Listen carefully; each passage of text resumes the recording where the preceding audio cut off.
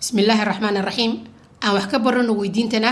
what is a niche market أما ومحي سوق جاركة. niche market أما سوق جاركة وحن كقيح كرنا إنه يهي سوق لوجو أذيجو معامل كوبن أما حديدا أوله دانو أما باهي جارة. هذا بحالكي أتكبك صلهيد إن أدو أذيكتد أما بدأ عدد أتكجد بدن جناعسي هذا هذا وح ودير الدسارية إنه حق بترو باهيها إليهن معامل كوبن مداسن waxa loo yaqaanaa niche market si aan isku lafaano qeexidan aan aragno tusaalaan andaano waxaad leedahay diyaarad u adeegta dadka raba inay u duulaan gobolada iyo magaalooyinka kala duwan ee dalka balse waxaad kaga soocan tahay diyaaradaha kale waa in aad rabtid inaad adeegan ku bixinaysid qarashka ugu hooseeya haddaba suuqan kooban ama macaamiisha aad u adeegaysid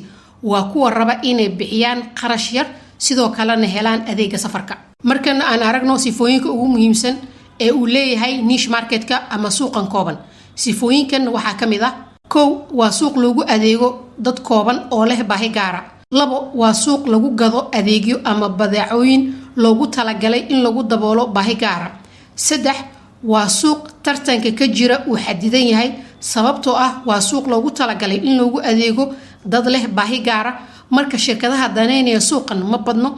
afar waa suuq ay macaamiisha daacad u noqonayaan shirkadaada waayo waxaad haqabtiraysaa baahidii ay lahaayeen gunaanad niche market ama suuqan kooban waxa uu ganacsigaada siinayaa awood ah inuu ka socnaado shirkadaha kale sidoo kalena waxa uu awood ku siinayaa inaad la yeelatid xiriir qoto dheer macaamiishaada maadaama shirkadaada ay haqabtirayso baahiyaha ay qabaan macaamiishaas